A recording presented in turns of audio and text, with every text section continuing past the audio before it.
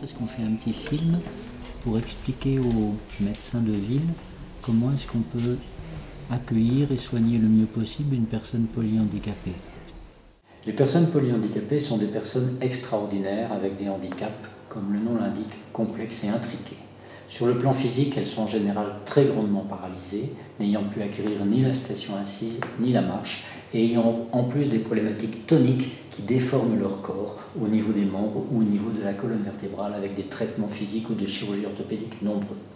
Sur le plan intellectuel, la plupart n'ont pas pu acquérir le langage et donc communiquent avec nous différemment. Sur le plan sensoriel, certaines d'entre elles ont des problématiques visuelles ou auditives. Enfin, une bonne partie d'entre elles, presque la moitié, ont une épilepsie qui n'est pas toujours facile à stabiliser, à équilibrer. Au total, donc, ce sont des personnes qui vraiment sont dans une situation de handicap maximal et dans une très grande vulnérabilité. Pour autant, ce sont des personnes qui ont une richesse de perception et une sensorialité extraordinaire avec lesquelles la communication, certes différente, est vraiment passionnante et d'une richesse très grande.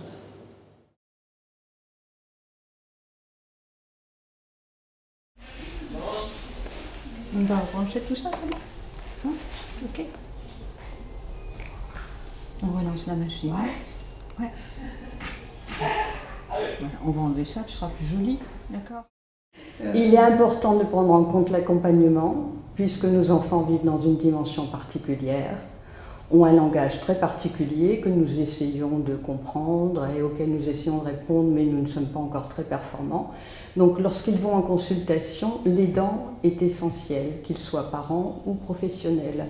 Nous sommes là vraiment pour accompagner, pour permettre de connaître leur état habituel initial, pour permettre de rappeler qu'il faut prendre le temps de la rencontre, sinon on n'arrivera pas à faire une bonne consultation, on arrivera à l'état inverse de ce qu'on attend d'eux.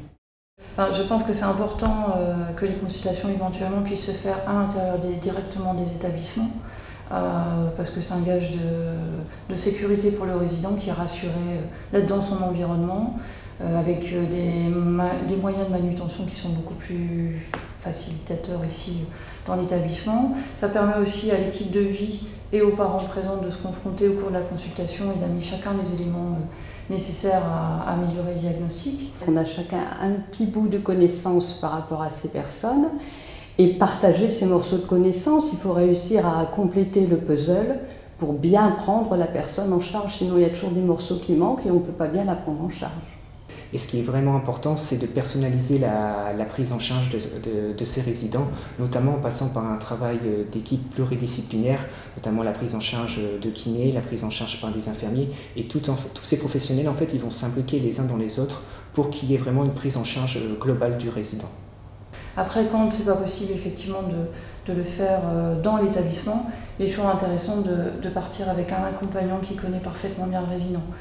Alors souvent on essaye ici de cumuler la présence parentale parce qu'ils ont leur expertise dans le milieu, ils connaissent leur enfant depuis tout petit, et un accompagnement de vie qui connaît parfaitement bien aussi le résident dans ce qu'il est actuellement. Le simple déshabillage. Si vous arrivez sur une personne qui ne vous connaît pas, qui en plus est non-voyante, elle va se refermer complètement, vous n'arriverez même pas à enlever un t-shirt. Donc la première étape qui consiste à toucher la personne, aborder la personne, peut être grandement facilitée si un accompagnement habituel est là, qu'il soit parent ou professionnel, connaissant la personne, capable de l'apaiser, de lui parler, de lui dire ce qui se passe, et capable de lui enlever un t-shirt comme on enlève un t-shirt à n'importe qui.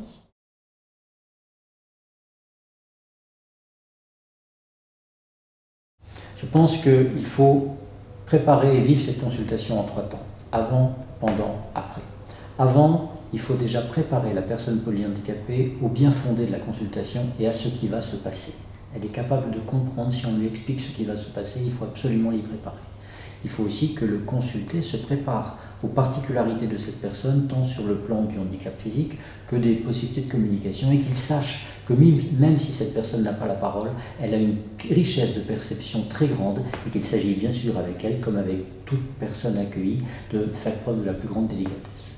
Pendant, il faut du temps déjà. manage. Il faut du temps. Il faut savoir que la consultation auprès d'une personne polyhandicapée, ça prend du temps. Il faut reconnaître l'expertise des proches, parents ou proches professionnels qui vivent au quotidien avec la personne, savent nous orienter, savent dire qu'il y a quelque chose qui ne va pas. Souvent d'ailleurs, ils le disent avant que n'apparaisse quoi que ce soit et c'est 2 jours plus tard qu'on voit apparaître quelque chose qui avait été pressenti par les proches qui ont cette expertise. Et ne pas se laisser tromper par les sources d'erreurs cliniques. Je vais prendre 2 exemples.